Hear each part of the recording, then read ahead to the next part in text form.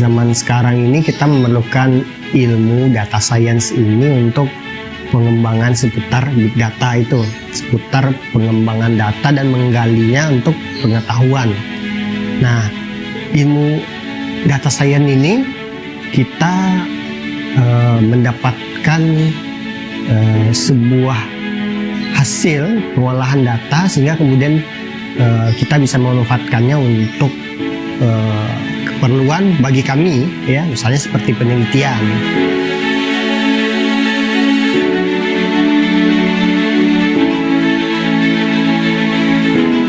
Nama saya Domi Sepri, dosen di Prodi Sistem Farmasi UIN Imam Bonjol Padang.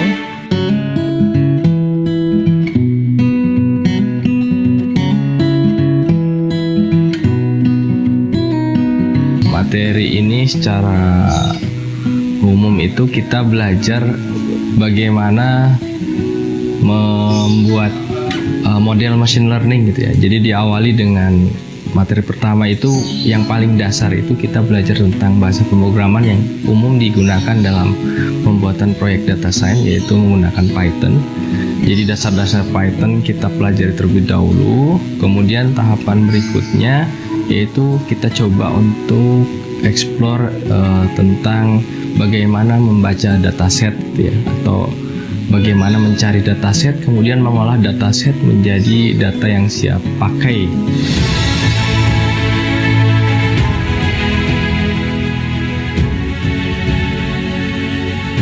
Saya senang ya, terutama kami mendapatkan materi sesama akademisi, ya, sesama akademisi sama dosen ya, sehingga kami jadi lebih sharing topik data science itu berdasarkan topik penelitiannya. Nah, bahasa pemrograman Python banyak kami dapatkan ilmunya dari pelatihan ini.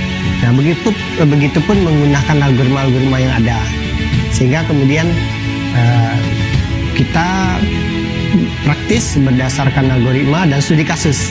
Nah, ini menyenangkan. Jadi ada kasusnya dan kemudian kita terapkan menggunakan bahasa pemrograman bisa berdasarkan studi kasusnya. Nah, itu yang menyenangkan.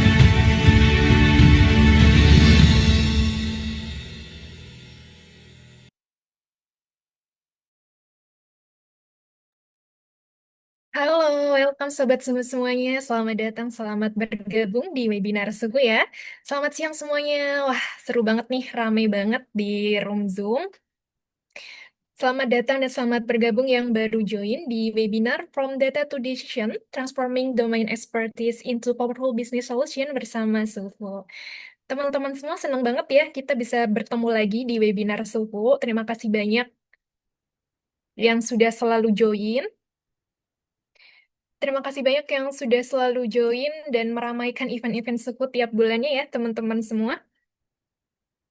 Nah, sambil kita menunggu teman-teman yang lain join nih, boleh dong diramein kolom chatnya ya, teman-teman semuanya, biar kita saling kenal satu sama lain ya. Nah, di sini sebelum kita lanjut ngobrol terlalu jauh, alangkah baiknya kita kenalan dulu ya, teman-teman. Perkenalkan, nama saya Ruswanti, selaku moderator sekaligus MC yang akan membersamai teman-teman selama 1,5 jam ke depan di webinar mengenai data science. Seperti itu ya, teman-teman. Dan pastinya teman-teman sudah semangat juga biar mendapatkan banyak insight yang menarik nih seputar data science itu seperti apa sih gitu. Dan sepertinya materi hari ini juga high level ya, teman-teman. Jadi lebih advance dari materi-materi sebelumnya yang biasanya kalau Suhu bikin materi seputar pengantar aja. Nah, kali ini kita bisa membreakdown lebih luas lagi nih, data science tuh penerapannya di sektor apa aja dan seperti apa aja gitu ya. Nanti kita bersama-sama bakalan kupas tuntas dengan narasumber kita hari ini. Wah, udah banyak nih yang di kolom chat. Selamat bergabung, salam kenal. Teman-teman Sobat Suhu dari Jakarta, Bandung, dari Buton, jauh ya nih. Dari Kambu, dari Maluku Utara. Wah, teman-teman, Ternyata ada juga yang dari ujung utara, selamat bergabung, salam kenal ya. Dari Suhu, ada yang dari Yogyakarta juga. Wih, bisa nih reuni di kolom chat Zoom. Semisal ada yang satu kota ya, teman-teman semuanya. Oke, teman-teman semuanya. Karena di sini sepertinya sudah hadir narasumber kita. Coba kita panggil terlebih dulu ya. Selamat siang, Mas Chen. Halo Mbak, selamat siang. Suaraku aman ya? Aman, aman, Mas. Oke, aku open Suaranya cam aman. dulu. Oke. Oh, siap. Di sini sudah ada Mas Chen Oke. nih, teman-teman semua. Baik, Mas Chen. Sebelum kita lanjut ke sesi paparan materi, sepertinya Sobat Su juga sudah nggak sabar ya, kepengen kenal dan juga sekaligus mendapatkan insight yang sangat menarik tentunya yang Hmm. akan dibawakan oleh Mas Chen hari ini. Tapi sebelum itu, izin ya, dari Suhu ada perkenalan singkat di awal ya, buat teman-teman yang baru join, biar kita semakin kenal lagi gitu ya, teman-teman. Izin dari saya share screen terlebih dulu.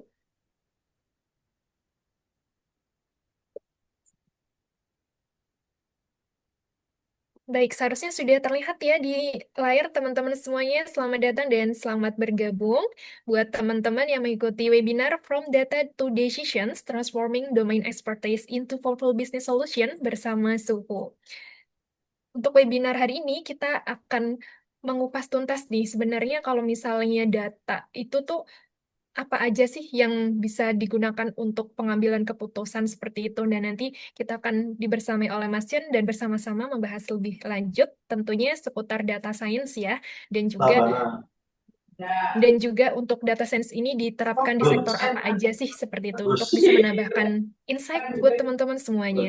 Nah, untuk webinar outline hari ini yang pertama nanti akan ada presentasi materi dari Mas Chen selaku narasumber, kemudian nanti juga ada informasi kuis ya, teman-teman. Kuis ini seperti biasa kalau di webinar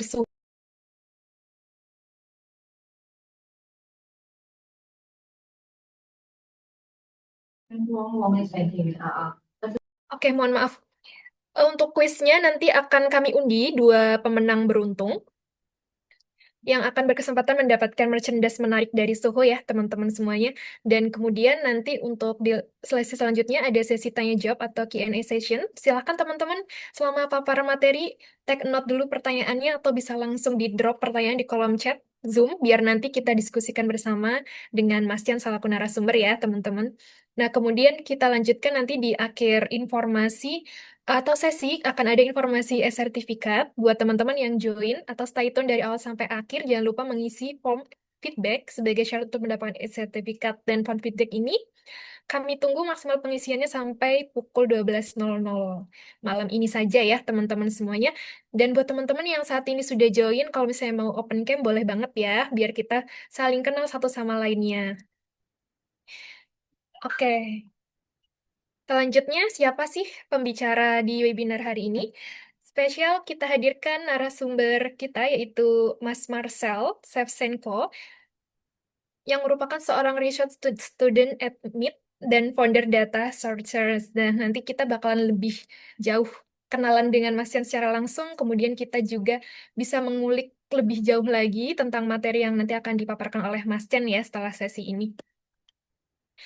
Kemudian sekilas informasi tentang suhu nih teman-teman. Buat yang sudah sering join, terima kasih banyak ya. Dan buat yang baru join, salam kenal. Kami Suhu atau PT Kata Suhu kita, atau yang biasa disebut sebagai Suhu Professional Training and Consulting. Kami merupakan perusahaan penyedia layanan jasa, solusi, dan produk inovasi di bidang teknologi informasi yang berkantor pusat di Kota Yogyakarta. Dan kami juga memiliki kantor representatif bisnis, tepatnya di daerah atau di Kota Jakarta Selatan, seperti itu. Dan tentu saja kami sudah berpengalaman kurang lebih 6 tahun dengan 650 klien B2B dan juga B2G di seluruh Indonesia ya, teman-teman.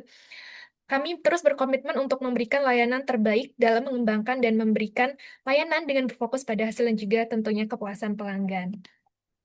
Kemudian untuk sekilas company profile kami, di sini ada bangunan depan Suhu, di head office kami yaitu di Jalan Peranom nomor 15, Patangpuluhan Biru Berejan, Kota Yogyakarta. Buat yang lagi di Jogja atau domisili di Jogja boleh banget mampir main ke kantor kami ya teman-teman, karena di bawah di lantai satunya kami ada coffee shop namanya Smedi Co-Living Coffee by Suhu, dan kami juga ada co-livingnya juga ya. Jadi kalau misalnya mau staycation ke Jogja boleh banget, di kami ada co-living juga seperti itu. Nah, kemudian untuk kantor representatif bisnis kami ada di Jalan Pangandaran Utara, nomor 17, Cikoko Pancoran, Kota Jakarta Selatan ya, teman-teman. Kurang lebih itu dulu ya, teman-teman, informasi yang saya sampaikan di awal. Nanti lebih lanjutnya kita akan kenalan lagi setelah sesi paparan materi dari Mas Chen, karena Mas Chen juga sudah hadir di sini. Kita panggil lagi Mas Chen-nya. Halo Mas Chen. Oke, oke. Halo semuanya. Oke, halo. Siap, Mas Chen sudah semangat ya membersamai teman-teman semuanya. Sebelumnya apa kabar Mas Siap, Chen? siap. Kayaknya udah lama nih nggak ketemu ya. Baik, Mbak. Baik ya, Lama ya. Alhamdulillah. Siap, siap.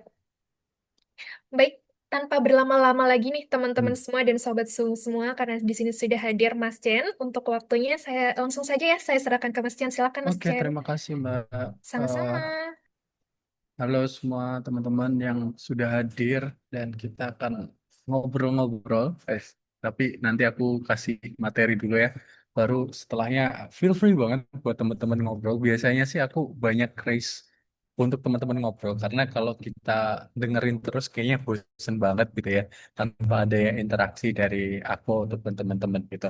Aku coba izin share screen dulu. Udah muncul belum ya? Sudah muncul Mas Chen. Oke. Ya, hari ini materinya mungkin agak cukup mendalam, tapi kita ngobrol santai dulu, karena nggak mungkin dong langsung tiba-tiba ini proyeknya kayak gini, seperti ini, itu kita nggak mungkin. Awalnya kita harus ngobrol dulu. Dan kenapa sih kok kita harus ngobrolin tentang transforming domain expertise gitu ya, terkait dengan powerful business solution. Pertama, kadang kita bingung ya kan, data science itu mentoknya di mana sih? Apakah aplikatifnya itu ya cuman kita lihat data aja atau seperti apa? Nah, in the solutions gitu ya, yang aku bawakan adalah kita adalah driving into business guys. Jadi eh, menggabungkan antara dari data science terus kemudian dengan ilmu bisnis, keilmuan yang lainnya, itu yang disebut domain expertise. Sekarang aku mau nanya, di sini ada berapa banyak teman-teman yang jurusannya informatika? Coba di kolom chat atau resen mungkin yang anak informatika.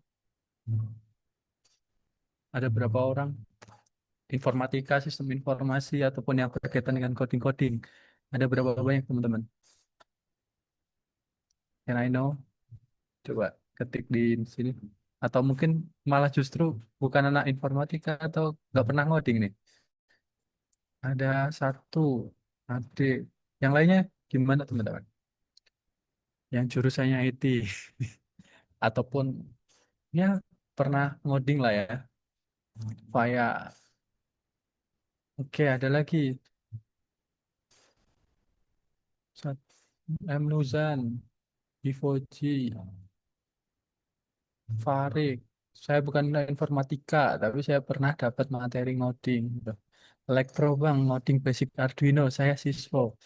Oke, so um, materi ya terkait data science gitu. Kadang mahasiswa berpikiran apa aku masuk data science gitu ya, ketika mungkin udah mulai minat terkait dengan coding ataupun terkait dengan informatika, baru bisa ngoding awal, kenal AI gitu kan. Terus kadang bingung mau programming, tapi kok nggak bisa ngoding-ngoding banget, nggak bisa mobile gitu kan. Terus kayaknya data bagus nih, cuman nganalisis data. No bro, nggak kayak gitu. Nah nanti kita akan jauh lebih deep dive, kenapa kok data science ini merupakan sesuatu yang sebenarnya kompleks gitu kan.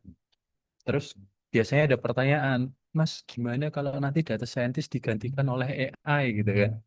Nah, this is the important things, guys. Karena kalau kita ngomong di awal, itu adalah terkait dengan domain expertise atau ibaratnya keahlian utama gitu, keahlian utama dari rekan-rekan. So, sebelum itu, aku sedikit kenalan juga. Nama aku Marcelan dan Janggo. Tadi udah disampaikan atau biasa dipanggil Chen gitu ya kan. Untuk sekarang sendiri udah cukup banyak dan fokus sekarang adalah di ke computer vision teman-teman. Jadi nggak cuma di data science, machine learning, or AI, tapi juga fokusly on computer vision gitu. Dan sebelumnya aku juga Startup Coach and Advisor AI Transformation di Indigo Telkom. Terus kemudian juga di UWC Global Selection, Data Engineer Chelsea, mungkin ini ada yang fans Chelsea gitu kan. Terus kemudian AI Engineer di Manufacturing, Kalbe Pharma, dan juga di Twitter sebelumnya. Oke, tambah berlama-lama, apa sih sebenarnya data science gitu kan? Mungkin ada teman-teman yang baru tahu atau baru dengar data science, ada nggak?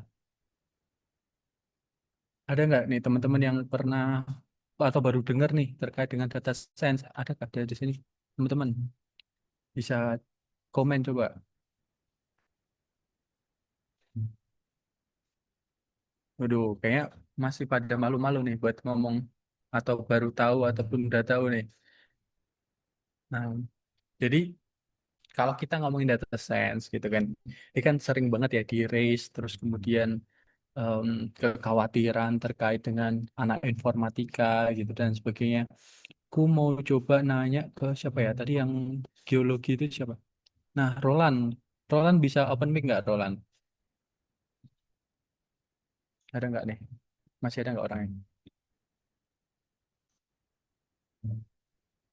Yang teknik geologi, aku mau nanya-nanya dulu nih sebelum masuk ke materi.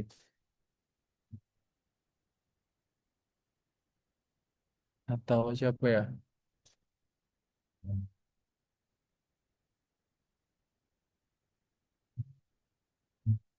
Yang oke nih, ada yang open open cam ternyata. Halo, Mbak Andi, boleh open mic? Oke, kayak malu-malu semua nih, teman-teman. Oke, that's fine. Kita masuk ke materi aja kalau begitu. Jadi sebenarnya yang pengen aku obrolin di awal adalah sekarang ini kan mungkin eranya adalah era AI ya teman-teman. Di era AI ini terkadang kita bingung gitu.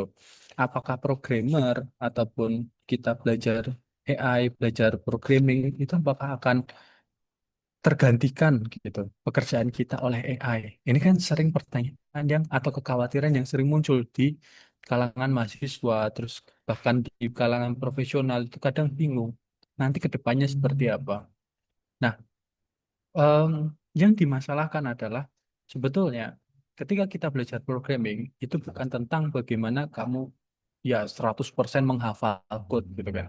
Bukan seperti itu, tapi bagaimana kamu menyusun blok-blok tertentu atau urutan-urutan atau bahkan algoritma-algoritma yang bisa kita susun sedemikian rupa untuk menjadikan sebuah proyek ataupun bahkan aplikasi gitu. Sehingga yang dilakukan adalah bagaimana kalian mengubah suatu informasi menjadi sebuah model ataupun sebuah aplikasi. Let's say, kalau di sini data science itu biasanya adalah fokus untuk domain bisnis ya teman-teman. Nah, domain bisnis itu kan nggak selalu terkait dengan duit, duit, duit semua ya. Tapi ada banyak banget keputusan-keputusan yang harus diambil ketika teman-teman memahami domain bisnis yang ada atau wawasan, insight, dan juga keputusan. Contoh, ketika teman-teman bekerja di sebuah bidang seperti let's say pertanian gitu ya. Di bidang pertanian, kalian nggak semena-mena ambil data, ya udah kita ambil data petani.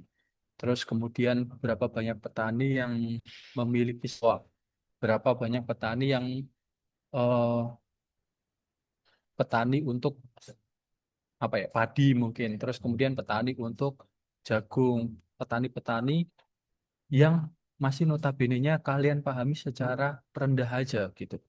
Tapi ketika teman-teman menghadapi domain bisnis yang lebih luas, itu akan jauh lebih banyak teman-teman mengetahuinya. Contoh, ketika kita ngomongin bisnis gitu kan, termasuk agriculture, itu kita harus memahami keseluruhan bagian daripada masalah yang akan kita hadapi. Makanya di sini nanti kita akan coba bagaimana mendefinisikan atau memproses seorang data science ini mendapatkan insight bisnis ataupun keputusan yang didukung dari data-data yang besar ataupun kompleks. Nah, ini yang akan kita coba ambil lebih dalam, yaitu data science life cycle. Karena kalau misalkan kita bahas lebih lanjut lagi terkait dengan data science, mungkin 1,5 jam aja nggak akan cukup, bahkan 3 jam mungkin nggak akan cukup gitu kalau keseluruhan materi tentang data science. Nah, jadi nanti aku akan wrap up jadi 7 ini, yaitu yang pertama business understanding, terus kemudian data mining, data cleaning, exploration, feature engineering, predictive model, dan juga data visualisasi. Kemudian, kalau kita lihat dari sini, data science gitu ya kan, ada beberapa potongan terhadap keilmuan apa aja yang harus teman-teman pelajari ataupun pahami. Pertama adalah computer science atau IT itu sendiri. Ketika computer science bertemu dengan matematika dan statistik, jadilah sebuah machine learning. Nah, statistika dan matematika yang bergabung dengan domain knowledge atau business knowledge, dia melakukan yaitu namanya traditional research. Karena tahu nih insight-insight daripada bisnisnya apa aja, datanya apa aja yang harus diambil. Kemudian ketika computer science bertemu dengan bisnis, pastinya adanya software development atau pengembangan perangkat lunak. Ketika ketiga-tiganya dari software development, traditional research, dan juga machine learning ini digabungkan menjadi satu, ini adalah tugas dari seorang data scientist gitu. Nah, di mana domainnya adalah data science. Nah, business knowledge ini yang harus teman-teman pahami tidak hanya berlaku untuk fokus seperti misalnya teman-teman ya udah cuma tahu bisnis gitu. Tapi kalau cuma tahu bisnis saja, nggak mungkin. Kita nggak tahu marketnya seperti apa. Kita nggak tahu karakter behavior orangnya seperti apa, karakter customernya itu seperti apa. Sehingga diperlukan orang yang lebih expert dalam bidangnya. Contohnya agriculture. Nggak mungkin agriculture marketnya bakalan diketahui orang yang tidak pernah berkecimpung di bidang agriculture. Sehingga teman-teman yang ada udah mungkin di agriculture, terus kemudian bekerja sama, atau mungkin ya orang tersebut malah belajar terkait dengan IT dan juga bisnis, dia akan menghasilkan sesuatu yang lebih besar lagi, lebih kompleks. Dan itu akan jauh-jauh lebih akurat dibanding teman-teman yang cuma tahu bisnis, cuma tahu IT, cuma tahu statistik, tapi nggak tahu domain knowledge-nya itu seperti apa. Dan ini yang menjadi problem ketika teman-teman jadi data scientist, terus kemudian punya banyak klien, dan klien-klien ini tuh makin bingung kemana gitu kan. Nah, makanya ketika data scientist ini mulai berkembang terhadap ketakutan apa ya, pebisnis gitu ya, ketakutan pebisnis, makanya muncul namanya eh, ini business development, business scientist, and so on. Itu kan sekarang business analis dan lain sebagainya itu mulai berkembang lebih besar lagi. Karena mereka akan fokus di domainnya terhadap dua marketnya aja. Yang pertama kalau ngomong itu adalah business understanding. Nah, di business understanding kita bisa menjadi beberapa bagian, yaitu tujuannya. Bahwa di sini business understanding itu memastikan kalau proyeknya bisa menjawab kasus-kasus atau masalah bisnis. Nah, ini aku udah memberikan contohnya. Ketika kita ada masalah di bisnis kita, menurunnya penjualan, nah pastinya kita akan menyebabkan efek efek atau segmentasi yang terdampak itu apa aja. Apakah dari sales, ataupun mungkin dari gudang, ataupun bahkan kita bisa identifikasi dari bawah ke atas atau down, top down dan lain sebagainya. Ataupun bahkan masih banyak metode-metode lain untuk menganalisis apa penyebab segmentasinya. Nah, dari sini kita punya toolsnya. Bisa menggunakan user stories, problem framing, ataupun user experience, dan lain sebagainya itu untuk memetakan business understanding. Jadi, ketika teman-teman membuat sebuah bisnis atau keputusan terhadap materi atau bahkan apa sih yang mau kita jual, apa sih yang menjadi pain point dari masyarakat gitu kan, apa yang dibutuhkan oleh masyarakat. Nah, ini harus dibantu dengan beberapa tools yang harus kita masukkan gitu. Nah, apa tujuannya gitu kan? Tujuannya di sini adalah membuat predictive model gitu teman-teman. Jadi apa nih yang bisa kita pecahkan? Terus tujuan bisnisnya tuh kemana? Terus kesuksesan partner tuh dari mana? Nah, aku akan coba pakai ini ya, apa namanya? Whiteboard ya. Lihat saya gini, seorang data scientist, ini belum muncul ya. Wait a minute.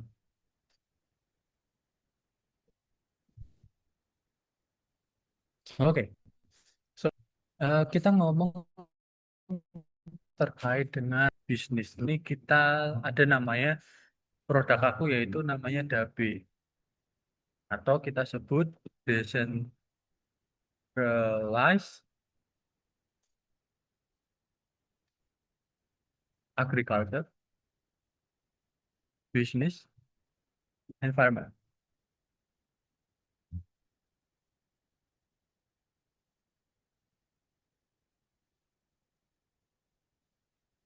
Oke, so hmm, gimana sih? Jadi di Dabe ini kita harus memetakan beberapa kemungkinan yang bisa dilakukan gitu. Pertama, kita akan ambil yaitu orangnya di sini. Kita let's say seseorang lah ya. Di sini adalah seorang petani. Terus kemudian kita buat lagi ini adalah customer. Kita kita buat seperti customer.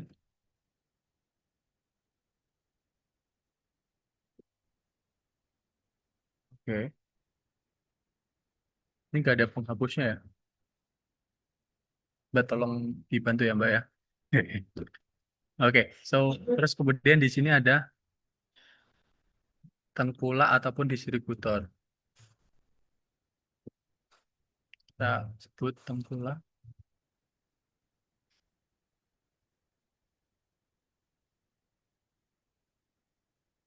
Nah, di sini ada 3 orang yang berperan gitu dalam sebuah agriculture business environment gitu ya. Untuk kita sebut aja.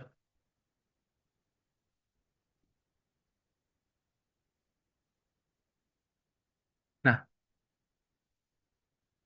di agriculture business ini, agriculture business environment itu kita bisa petakan beberapa. Wait guys, ini kayak jangan jangan chaos ya guys. Ini lagi aku coba jelasin deh. Hmm, whiteboardnya not for everyone.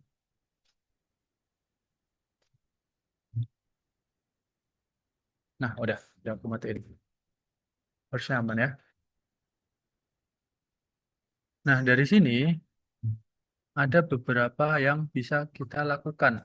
Pertama adalah biasanya itu petani akan mengirimkan ke tengkulak, gitu. Terus customer membeli dari tengkulak atau mendistribusikannya ke customer. Nah, permasalahannya adalah kita harus melakukan beberapa informasi atau mendapatkan informasi. Kita bilang, oke, customer ngomong nih ke petani atau misalkan kemana ya? Ke pemerintah deh. Kita tambahkan satu entitas.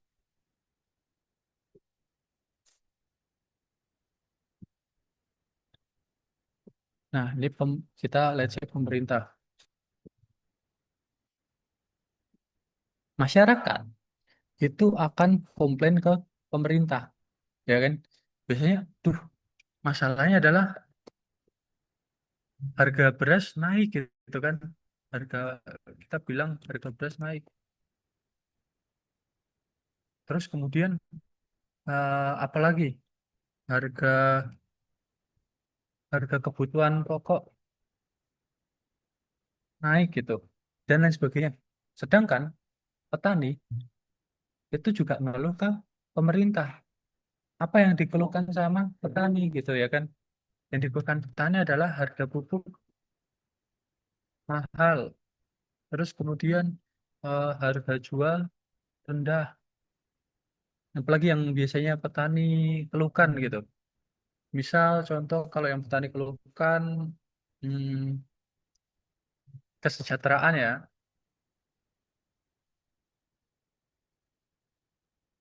petani rendah gitu. Kita kita punya banyak skema pertanyaan seperti ini. yang dilontarkan petani ke pemerintah dan juga customer ke pemerintah melakukan komplain secara terus-menerus. Kita sebagai orang bisnis harus tahu di mana sih letak masalah ini terjadi gitu kan. Apakah masalah-masalah ini terjadi di petaninya ataupun masalah ini terjadi di tengkulak atau justru malah ada di customer atau bahkan malah justru di pemerintah. Ini yang harus data scientist lakukan terlebih dahulu, yaitu business understanding. Jadi, orang bisnis ataupun data scientist harus mencari tahu dari keseluruh pihak ini. Ternyata, ketika ternyata bisnis understanding itu dilakukan, bisnis understanding mau kemana dulu? Apakah mau ke customer gitu kan? Karena customer centric nih gitu kan. Kadang ada yang melakukan seperti itu. Ketika ke customer centric, kita nanya, bro, eh, masalahmu apa aja nih terkait dengan permasalahan pertanian gitu. Udah di breakdown gitu. Dari si customer dapat apa aja, A, B, C, D, E. Terus kemudian ditanya ke petani. Petani memberikan jawaban A, B, C, D, E, F, G gitu kan. Terkait dengan masalah-masalah mereka. Terus kemudian tengkulak. Tengkulak menyatakan bahwasanya ada masalah juga gitu. Jadi nggak selamanya. Ini kan misal tadi customer ngeluh harga ngeluh gitu. Misalkan harga mahal. Terus kemudian kualitas buruknya. Terus kemudian apalagi biasanya? Em, Kayak dua masalah dulu. Business understanding-nya dari sini dua masalah. Terus kemudian ternyata dari kita juga nanya ke petani. Petani itu punya masalah, yaitu biaya produksi. Terus kemudian cuaca. Apalagi biasanya? Hmm, harga jual. Ini yang mereka pikirkan. Terus kemudian kita tanya juga ke distributor atau tengkulak. Yang di sini di mana? Hmm, kita bisa tanya, misalkan rantai distribusi. Terus kemudian hmm, supply and demand atau permintaan dan pe- eh, persediaan gitu.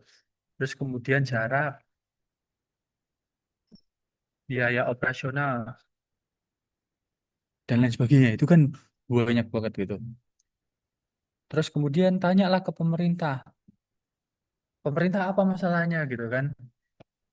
Pemerintah itu biasanya kalau sekarang ada yang namanya apa?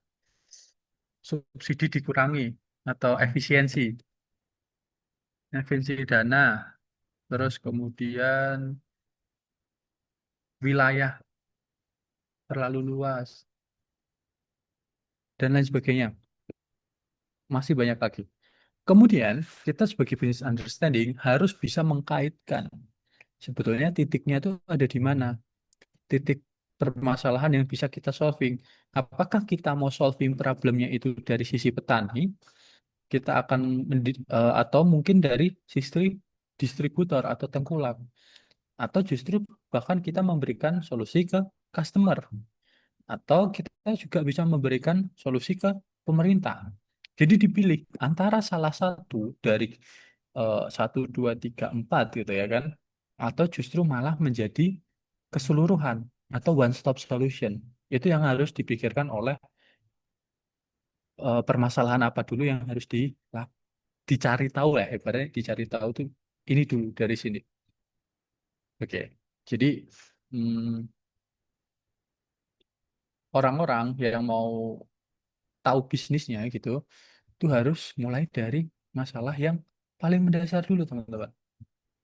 Sehingga ketika melakukan business understanding, punya pertanyaan-pertanyaan yang pastinya akan berguna untuk di tahap selanjutnya gitu. Makanya ada yang disebut user experience atau terkait dengan user research gitu. Itu awal mula banget business understanding kita temukan. Kemudian ketika kita udah tahu business understanding-nya seperti apa, kita masuk ke ke wait a minute.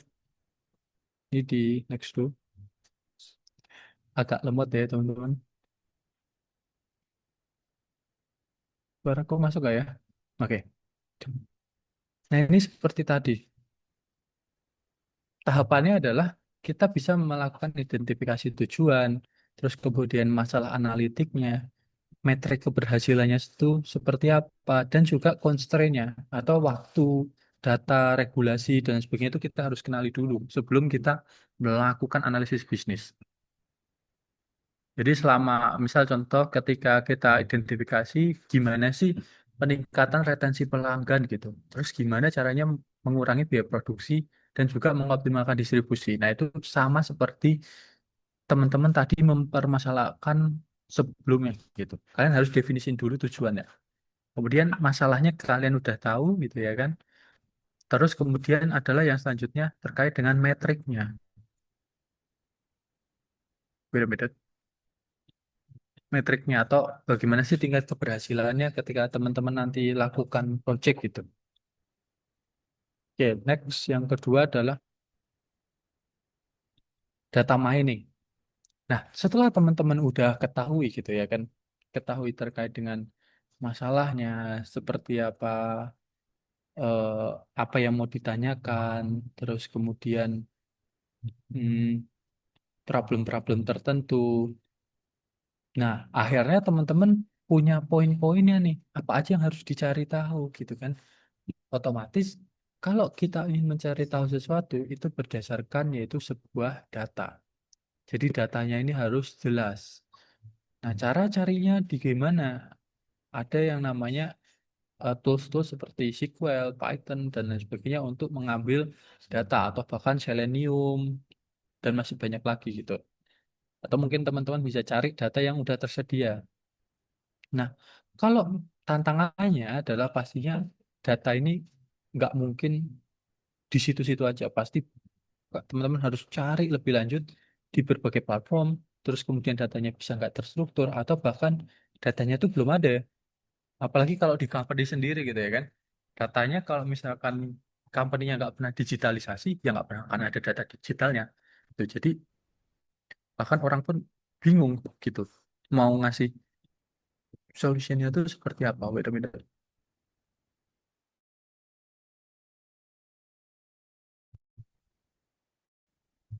Aku close beberapa dulu. Ini agak lemot banget. Soalnya. Nah, kemudian ini masih sharing ya. Sharing screen. Nah, kemudian tujuannya adalah di sini kita bisa mengumpulkan data-data yang berkaitan atau relevan terhadap bisnis dan juga didefinisikan untuk ambil sumber datanya, akses atau ekstraksi data, dan juga menyusun atau membentuk untuk akhirnya bisa kita proses ke tahap selanjutnya. Tuh, next. Kemudian di aktivitas ini itu ada apa aja? Teman-teman bisa lakukan pengambilan sumber datanya. Bisa seperti database, kemudian eh, data publik, data pemerintah, sosial media, sensor, dan masih banyak lagi. Atau mungkin bahkan teman-teman butuh scraping, ekstraksi, itu, atau mengambil data-data dari website yang eh, closed source gitu ya. Kan biasanya ada yang pakai API, atau bahkan kalau nggak bisa pakai API, bisa em, bisa apa ya namanya? Bisa diinisialisasikan atau diakali lah ya, ibaratnya kalau biasanya diakalin pakai yang namanya scraping gitu. Kita ambil datanya dari halaman-halaman website tertentu, itu kita ambil. Terus kemudian bisa multi source. Misalkan data yang tadi kan kita udah punya beberapa pihak. Nah, itu dari banyak pihak ini kita gabungkan datanya untuk menyamakan satu kesatuan data yang dibutuhkan gitu. Oke, nah terus kemudian masalahnya di sini adalah ketika kita membutuhkan data, ini adalah contohnya ya, permintaan produk gitu.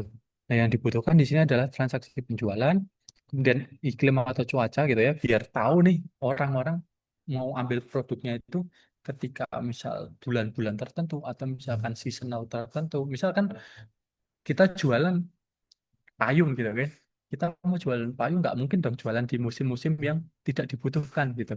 Atau misalkan di daerah tersebut habitnya orang yang justru malah suka pakai payung ketika panas, ya kita harus jual di situ gitu. Jadi iklim atau cuaca itu kita harus tahu. Terus kemudian trending keywordnya. Terus ini juga bisa bermasalah seperti cuaca-cuaca di daerah tertentu jualan pakaian gitu kan juga bisa juga. Misal kita di Dieng sekarang, nggak mungkin dong di Dieng sekarang kita jualan kaos singlet gitu ya kan, yang ada malah kedinginan orang. Tapi justru malah bisa menjual hal-hal lain. Kemudian review produk dan lain sebagainya. Terus kemudian yang oke, wait a minute nih. Slow respon banget soalnya. Tutup.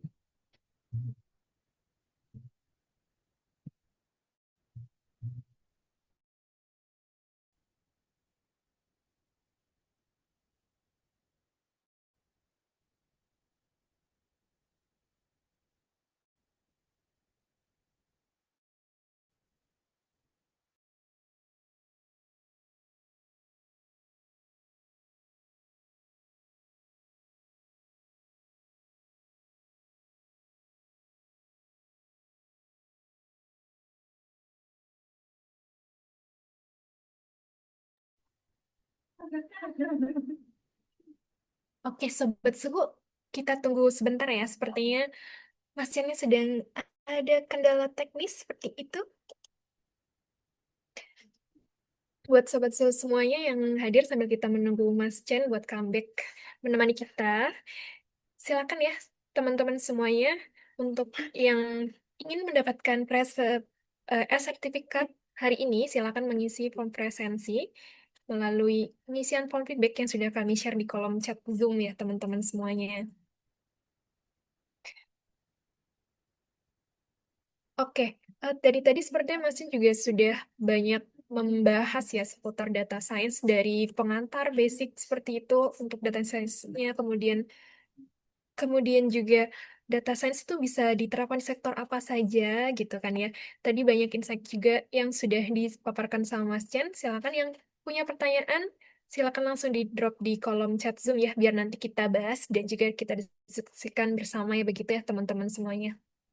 Dan jangan malu-malu juga kalau misalnya nanti ada yang mau bertanya dan raise hand, biar kita kasih kesempatan open mic untuk diskusi langsung bersama Mas Chen ya teman-teman.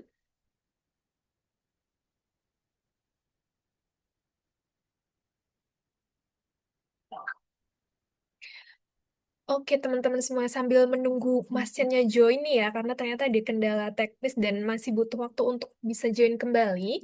Di Suhu, sebetulnya untuk data science ini sering ataupun sudah beberapa kali melakukan atau melaksanakan seputar training mengenai data science ya untuk informasi training tersebut, atau sekaligus portofolio training kami, teman-teman bisa tonton di cuplikan video berikut ya. Sambil kita nunggu Mas Yannya join lagi, nanti dari tim kami akan upload salah satu dokumentasi kegiatan training mengenai data science yang siapa tahu nih setelah ini teman-teman juga punya kebutuhan yang sama dan ingin mencari referensi untuk belajar lebih lengkap dan juga lebih detail lagi tentang data science dan tentunya bisa juga dibersamai dengan Mas Chan begitu ya teman-teman semua.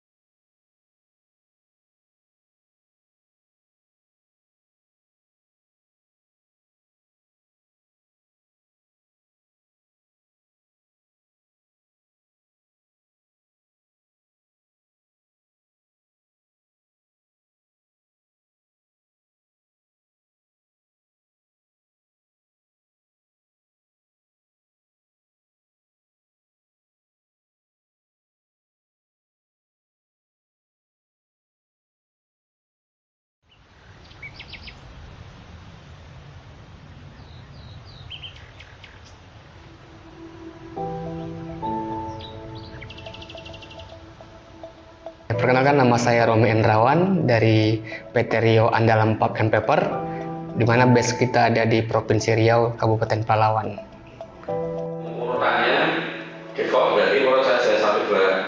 2 3 jadi inputnya. Kalau manual bisa advance ke manual. Ya, jadi kita ada suatu project ya terkait dengan land cover classification, di mana kita dituntut bagaimana mengotomisasi proses yang ada di land cover classification yang kita lakukan sehari-hari. Nah, jadi kita lihat beberapa modul yang ditawarin Suhu ini cukup masuk dengan project yang kita sedang laksanakan. Maka kita kemarin coba call salah satu account manager di sini, kemudian kita lihat review dengan materi-materinya, dan juga ada Zoom ya sebelum ke sini, ya kita sangat interest lah untuk beli training di sini gitu, Mas.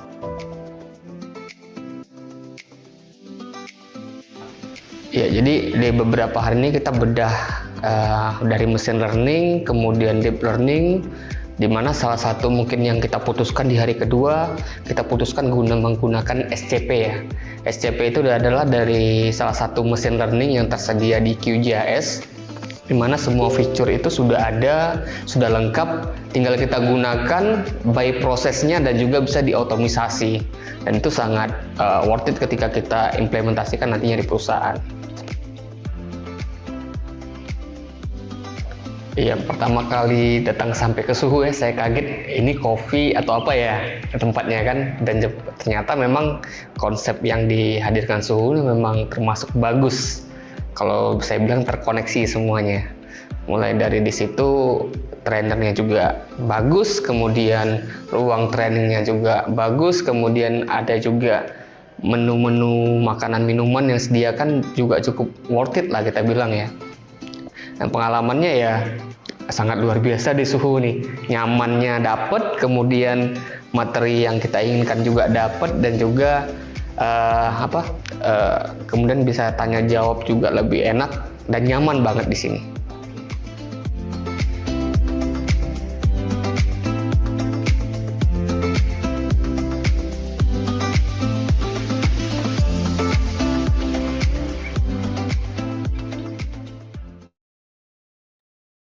Oke, Sobat Su, kita kembali lagi ya di sini. Sepertinya Mas Yen juga sudah bisa hadir kembali di tengah-tengah kita bersama, dan saatnya kita melanjutkan sesi paparan materi dari Mas Yen ya.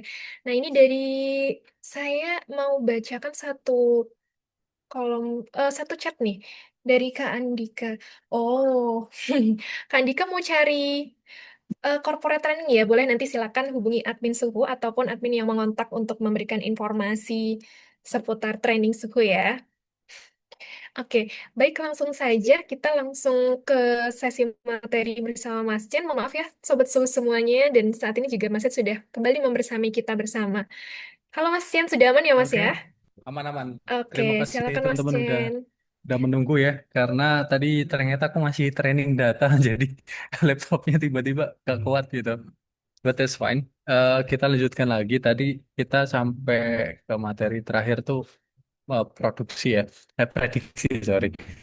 Nah, ketika kita membutuhkan sesuatu ataupun ingin memprediksikan sesuatu atau melihat insight bisnis, itu kita harus udah tahu kan, karena sebelumnya kan kita understanding gitu ya kan, problemnya harus kita statement, terus kemudian apa aja sih ya yang kita mau cari gitu. Ibaratnya kalau teman-teman biasanya mau skripsi gitu kan, biasanya paling disuruh untuk mencari identifikasi masalah, terus kemudian variablesnya apa aja, datanya aja. Nah, ini sama, teman-teman juga harus tahu datanya itu yang mau diambil itu dari mana. Kriteria datanya itu seperti apa, itu harus teman-teman pahami. Contoh misalkan seperti ketika kita melakukan ini ya, melakukan pemahaman terhadap sebuah marketplace gitu, produk di sini. Terus kemudian ada yang seperti tadi aku bilang terkait dengan transaksi baik dari internal ataupun justru kalau masih toko baru, ya kita coba cari tahu nih dari teman-teman eksternal gitu. Jadi banyak banget yang bisa kita lakukan di sana. Terus kemudian iklim ini juga bisa menjadikan informasi ataupun bahkan gambar gitu ya, gambar-gambar yang dibutuhkan untuk kita next-nya kita kolaborasikan dengan project yang kita miliki. Nah, selanjutnya adalah ketika kita udah dapat datanya, kita udah bisa kuasai datanya, kita harus lakukan cleaning. Kenapa kok harus dilakukan cleaning? Karena Pertama, data itu yang kita ambil ketika melakukan scraping bisa aja ternyata kosong. Data dari beberapa bidang itu kosong. Terus misalkan ada duplikasi data, ataupun bahkan formatnya itu nggak sama. Misal gambar aja deh, kita dapat gambar. Belum tentu semuanya PNG. Ada yang gambarnya ternyata HEIC, terus mungkin PNG, masih ada format-format lain, TIFF, dan sebagainya itu harus kita seragamkan dulu karena kegunaannya pasti berbeda-beda. Kalau ngomongin lagi tentang agriculture, di agriculture itu kita fokusnya biasanya nggak cuma data petani aja, tapi juga data-data drone seperti data untuk tanah, pemetaan, urban planning, seperti itu kan biasanya ada folder yang namanya, file formatnya itu seperti TIFF gitu ya.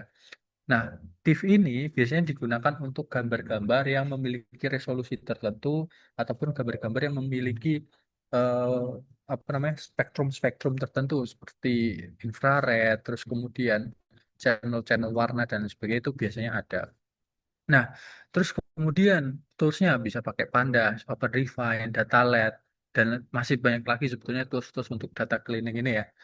Kalau yang biasanya teman-teman udah pernah lakukan di data analisis, nanti biasanya, oke, kalau ada data kosong kita harus ganti.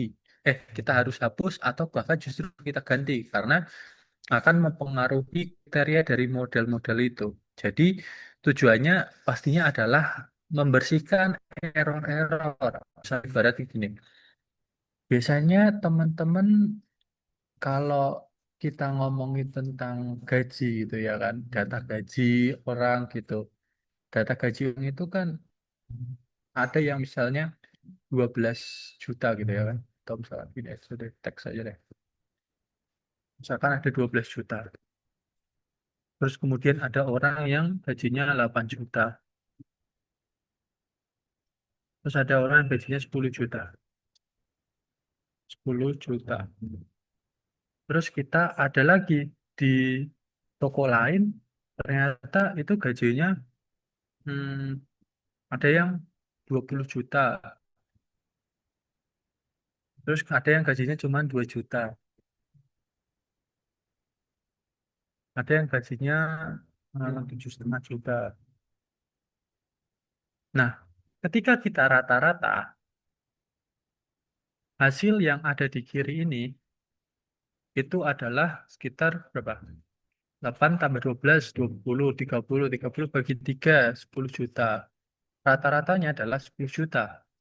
Kita bandingkan dengan kompetitor di sebelahnya, yaitu rata-ratanya ada di 29 juta di 29 juta 500 dibagi 3. Berarti 9 juta, 9 juta 800 sekian lah. 100 XXX. Nah, kemudian kalau kita ngomongin rata-rata di sini, ini ada ketidakseragaman. Di sini range-nya cuma berbeda 2 sampai 4 juta.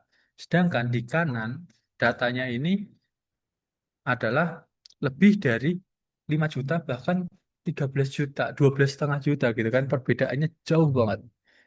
Nah, ketika ada hal seperti ini akan menjadikan error atau ketika misalkan teman-teman datanya banyak, terus ada ketidaksinambungan, maksudnya range-nya itu terlalu jauh, terus kemudian kita lakukan permodelan dan kita lakukan prediksi, itu akan jadi masalah di kedepannya. Sehingga perlu data-data yang seperti ini kita anulirkan atau apakah kita akan bersihkan, kita nggak anggap gitu kan, sehingga range-nya itu akan jauh lebih bagus gitu. Ataupun justru malah biasanya di 5 juta 5 juta baris gitu kan. Di 5 juta baris ini eh, kita ada sekitar 100.000 data yang kosong gitu kan. Cuman kosong satu dua, maksudnya kosong satu atau dua kolom aja. Nah, ternyata itu juga akan bermasalah ketika kita lakukan training ataupun kita lakukan model prediktif karena datanya nggak lengkap. Nah, gimana cara ngelengkapi? Itu bisa lakukan banyak metode-metode yang bisa kita terapkan. Nah, itu mungkin bisa kalau dibahas 2 atau 3 SKS sendiri lah. Kalau misalkan kita membahas terkait dengan praktikum seperti itu. Oke. Next, yang selanjutnya adalah kita bisa melakukan missing value ya, menangani missing value atau data yang nggak ada, hapus duplikasi, standarisasi format, jadi formatnya disamakan. Bisa ada outlier, seperti tadi contohnya, yang lain gajinya 2 juta, 7 juta, 10 juta, 20 juta, tapi tiba-tiba ada 2 juta, atau justru malah ada 500.000. Nah, ini tuh datanya harus dipertanyakan, apakah ini data asli atau data yang sebetulnya outlier. Nah, outlier itu apa, Mas? Outlier itu adalah data yang jauh daripada rata-rata. Jadi, ibaratnya biasanya kalau kita mau memvisualisasikan ataupun memberitahukan gitu ya, itu ada yang namanya biasanya box plot gitu. Teman-teman biasanya lihat ada box plot gitu ya. Nah, di box plot ini teman-teman akan tahu nih distribusinya seberapa jauh gitu.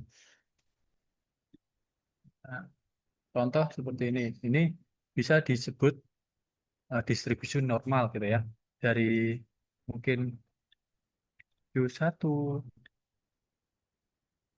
Q2, Q3. Nah, terus tiba-tiba ada data di sini, ya kan? Ada data yang tidak pada tempatnya di sini. Nah, ini bisa kita sebut sebagai outlier. Jadi data-data yang tidak masuk dalam kuartal ini tuh jadi outlier. Atau biasanya teman-teman nonton apa namanya? Nonton meme gitu kan. Nonton meme terus ada eh, ini orang ITB gitu kan. Orang-orang di ITB lulusan ITB. Ternyata yang tengah nih Pak Soekarno misalkan. Terus yang kuartil bawahnya itu siapa-siapa, kuartil setelahnya siapa dan siapa. Nah, ini yang ada beberapa orang yang anomali biasanya disebutnya. Orang-orang anomali, lulusan ITB yang anomali. Nah, itu disebut outlier biasanya, atau anomali itu teman-teman. Nah, terus nanti ada normalisasi. Misalkan kita ngomongin gaji lagi sama umur manusia. Gaji itu jutaan, tapi umur manusia cuma puluhan.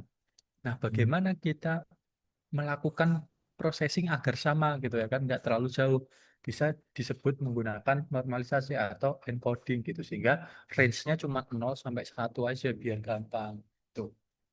Nah, tantangannya pastinya nggak semua error ini bakalan kelihatan secara kasat mata gitu ya.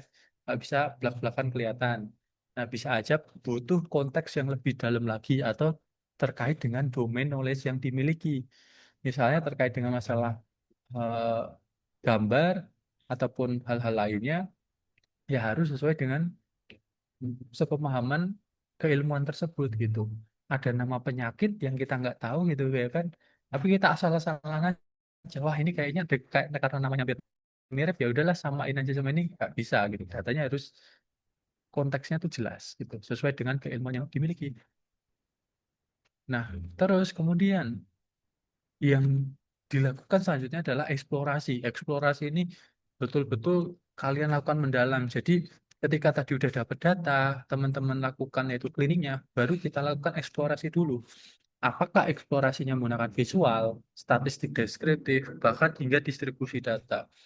Dan pastinya toolsnya ini sangat-sangat banyak ya, gak cuma Seaborn, Matplotlib, Power BI, Tableau, tapi ibaratnya kalau teman-teman udah paham Excel gitu ya.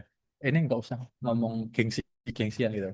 Excel aja udah bisa, tapi untuk skala kecil. Karena kalau kita bicara perusahaan, enterprise dan sebagainya, itu yang dibutuhkan adalah sesuatu yang data besar. Nggak mungkin Excel itu bisa nampung data lebih dari 10 juta row gitu kan. 1,2 atau 1,4 juta aja udah nggak bisa dibaca. That's why butuh pemrosesan yang lebih besar seperti Tableau, Power BI, dan masih banyak lagi. Kalau pakai Matplotlib, Seaborn itu agak sulit untuk eh, apa ya, menampilkan data atau memproses data karena penampung datanya itu singkat dan itu prosesingnya lama. Ada bahkan ketika Pandas gitu ya, Pandas terlalu lama bisa diinisialisasikan menggunakan namanya eh, Pandas apa ya namanya, Modin Pandas, MODIN Pandas. Jadi Modin Pandas itu digunakan untuk akselerasi data yang lebih cepat gitu. Jadi pakai Modin di mode ini juga akan lebih baik. Nah, tujuannya di sini pastinya tahu gimana sih struktur datanya, terus pola datanya seperti apa, hipotesa yang udah ada tuh diuji nih di sini gitu kan. Terus kemudian anomalinya seperti apa, variabelnya seperti apa sebelum nantinya kita memutuskan untuk mengambil modeling atau fiturnya itu yang dipakai apa aja. Jadi fitur-fitur atau datanya itu harus kita pilih sesuai dengan kebutuhan kita. Enggak semuanya asal dipakai aja. Kalau mau dipakai aja monggo, tapi nggak akan menghasilkan sesuatu yang spesifik dengan apa yang kita butuhkan gitu. Jadi pastikan gunakan datanya ini sesuai dengan kebutuhan, yaitu menggunakan data exploration.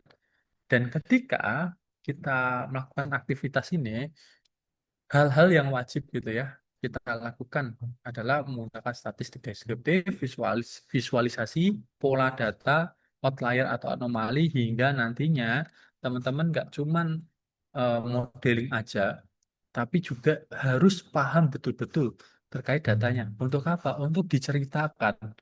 Data tanpa cerita itu nggak bisa di-deliver. Cerita tanpa data itu adalah hoax, gitu ya kan. Sehingga harus saling melengkapi dan bagaimana teman-teman membuat cerita kalau teman-teman nggak paham keseluruhan daripada data strukturnya seperti apa, polanya seperti apa, kok nggak harus diambil data A, B, C-nya itu harus seperti apa gitu. Sehingga ini adalah kunci untuk kemudian kita bikin narasinya, pemilihan visual dan lain sebagainya, teman-teman.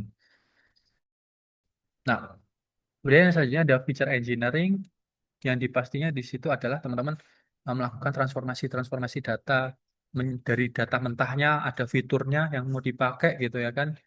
Misal contoh kalau kita ngomongin data ngomongin keseluruhan gross gross net profit terus kemudian BEP dan sebagainya itu kan nggak harus semuanya dibahas tapi apa aja yang perlu kita pilih ketika kita ingin melakukan prediktif harga ataupun prediktif terkait dengan kebutuhan bisnis kita. Dan ini pastinya numerik yang lebih gampang. Nah, ini teman-teman bisa pakai handling, encoding, kategori, feature engineer, dan yang ini adalah yang utamanya aja nih terkait dengan feature engineer. Kemudian setelah di feature engineer, kita bisa contoh adanya keterlambatan pengiriman di sini. Yang awalnya ini susah untuk dipahami gitu ya kan. Gimana sih dari ketiga ini bisa kita dapatkan insight-nya dari order timestamp, delivery timestamp, sama customer address.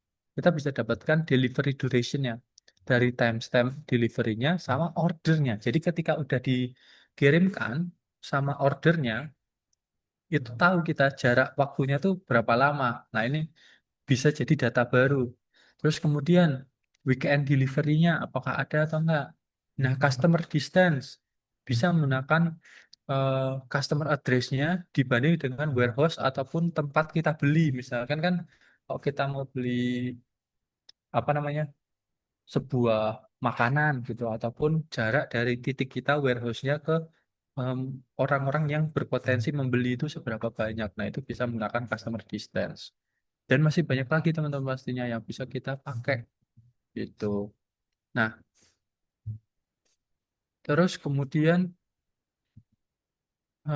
predictive modeling. Nah, di predictive modeling ini kita bisa ngepilih algoritma apa aja yang harus kita lakukan. Seperti regresi, klasifikasi, clustering, training model, evaluasi. Nah, ini yang kadang ada orang yang bingung dulu. Ketika kita melakukan predictive modeling, terus kemudian kita menggunakan machine learning gitu ya kan.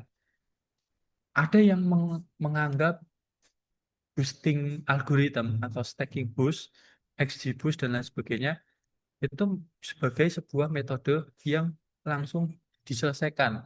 Sedangkan tools seperti XGBoost itu biasanya digunakan untuk melakukan sintesisasi data. Jadi kalau ada data yang nggak seimbang, kita bisa sintesiskan menggunakan XGBoost. Dan di tahap ini kita harapannya tuh bisa bikin model yang decision dulu. Kita decisionkan. Terus polanya itu seperti apa dari data historis baru nanti di akhir adalah oke, apakah pohon-pohon, misal kita pakai decision tree gitu ya, dari pohon-pohon tertentu kita bisa ambil nih keputusannya seperti apa. Nah, biasanya teman-teman yang belajar dari awal tuh dikenalin gimana caranya menggunakan data Titanic gitu ya, yang sering banget kan data Titanic. Nah, di data Titanic itu kalau kita bisa bisa lihat adalah keputusan apa yang sebetulnya paling, misal contohnya siapa sih yang paling sering atau paling banyak selamat gitu kan? Pertanyaan kan siapa yang paling sering banyak selamat. Jadi kita bisa memetakan, oh kelas bisnis itu tuh lebih banyak yang selamat karena masalahnya tuh ini gitu kan. Terus apa sih kriteria orang yang sering selamat atau yang paling banyak selamat di kejadian Titanic gitu.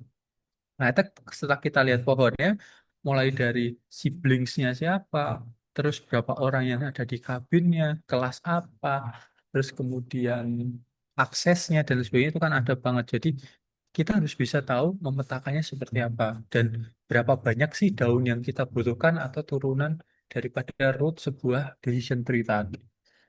Tuh. Nah, kemudian masalahnya adalah kita bisa memprediksi kemungkinan. Ini contohnya di situ. Tapi langkahnya kita memodeling, kita harus tahu fiturnya dulu. Fiturnya seperti jumlah langganan, jumlah keluhan, metode pembayaran. Nah, targetnya adalah churn, yaitu satu atau tidak adalah nol. Lalu berhenti berlangganan ya tadi ya yang churn. Nah, algoritmanya pakai logistic regression atau Exibus classifier. Nah, kalau Exibus classifier adalah berarti artinya data ini tuh ada yang eh, belum stabil gitu ya, masih bisa kita klasifikasikan lagi ataupun datanya itu masih ada yang kurang gitu dari dua kelas tadi. Nah, terus bisa kita evaluasi menggunakan advanced score ROC atau AOC tergantung dari algoritma ataupun metode yang kita pakai gitu. Nah, mungkin let's see di real project-nya ya. Benar-benar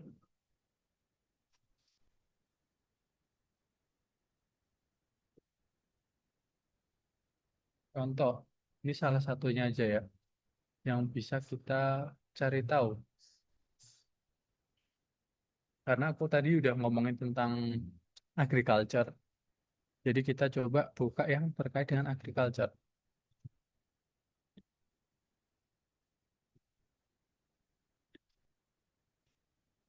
Nah, semoga kelihatan ya. Nah, dari sini, waktu itu adalah bagaimana kita melihat permasalahannya adalah klasifikasi tanaman dengan menggunakan citra multispektral, menggunakan drone DJI. Nah, ini aku pisah, karena datanya itu lebih dari 116 GB. Bayangkan 116 GB di training menggunakan Google Colab. That's fine. Nah, akhirnya aku bikin menggunakan multi-thread efisiensi karena kalau kita menggunakan normal thread itu nggak bisa. Nah, akhirnya hasil yang diharapkan adalah bagaimana model tadi bisa kita lakukan secara sederhana tanpa yang namanya deep learning gitu. Ya, revisi ya, yang revisi. Jadi mereka pengen tahu nih modelnya itu seperti apa. Nah, ini yang aku lakukan untuk menganalisis dari gambar yang awalnya RGB, terus kemudian kita pisahkan dari channel hijau, merah, terus channel mendekati merah, ya, MS, itu mendekati merah, dan juga NIR atau eh, apa namanya, yang untuk infrared, near infrared. Nah, terus kita pisahkan menggunakan rumus-rumus terkait dengan pergerakan infrared. Itu ada yang NVDI, ada GNDVI, dan juga NDRI. Ini semuanya kita proses untuk mengetahui mana aja yang bisa kita ambil. Dan juga ternyata ketika kita melakukan cobaan prediksi, hasilnya bisa seperti ini. Jadi ini bukan computer vision, tapi lebih bagaimana mengambil jalur ya, mengambil jalur ataupun spektrum daripada sebuah warna gitu. Dan ini sebetulnya simple teman-teman, open from scratch. Ini Bu nggak terlalu mendalami terkait computer vision, hanya computer vision yang sederhana. Dan kita hanya memisahkan terkait dengan vegetasinya gitu. Jadi ada nilai-nilai vegetasi, terus kemiringan daripada eh, rumusnya atau kemiringan daripada infrarednya kurang lebihnya seperti itu. Itu kalau terkait dengan citra multispektral dan biasanya sekarang digunakan oleh banyak pihak untuk melakukan perencanaan gitu ya di dinas-dinas terkait gitu ataupun urban planning gitu. Nah,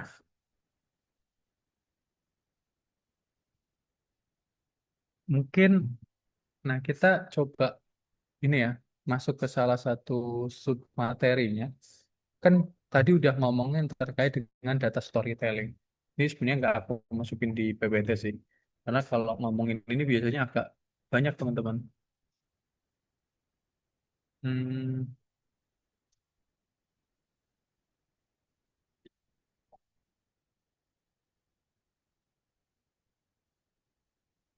ini jarang dipakai juga sih. Semoga bisa muncul. Oh, belum muncul ya? Search dulu ya. Nah, oke. Biasanya kita ngomongin tentang sebuah data storytelling. Nah, di data storytelling ini kita punya 5 bagian gitu ya kan untuk mengetahui apa aja sih yang harus kita buat atau gimana sih Mas memvisualisasikannya. Itu yang pertama ada art of the start atau data storytelling. Terus kemudian eh, know your purpose data. Terus ada craft your message. Kemudian ada storytelling asset dan juga pro tipsnya. Nah, di situ kita bisa menggunakan the art of data storytelling, di mana kita bisa memvisualisasikan. Nah, memvisualisasikan pun kita butuh persepsi dulu. Nah, persepsinya ini bisa menggunakan posisi, panjang data, angle, direction, area, volume, saturation, dan hue. Ini kita harus tahu dulu. Persepsinya itu seperti apa? Apakah akurasi atau yang sedikit nih akurasinya gitu. Karena ini berbicara tentang visual perception.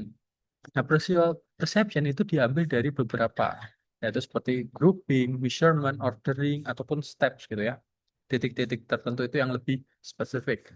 Dan juga perception ini bisa digunakan seperti quantitative analysis, terus kemudian performa, terus kemudian em, distribusi dan lain sebagainya itu bisa menggunakan visual perception karena kita ingin cari tahu nih seperti apa gitu.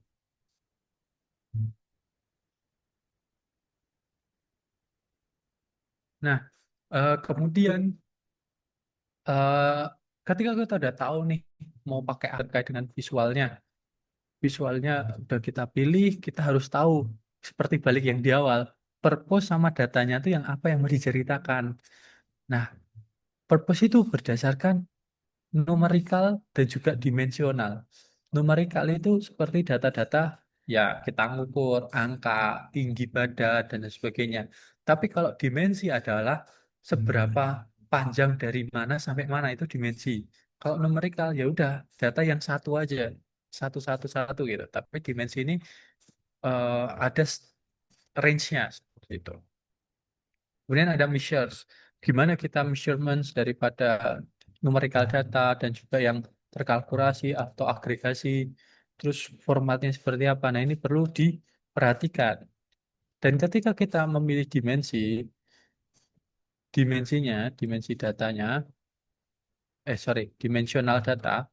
Di dimensional data ini masih dipisah lagi. Apakah data itu kok kategorikal, ordinal, atau interval?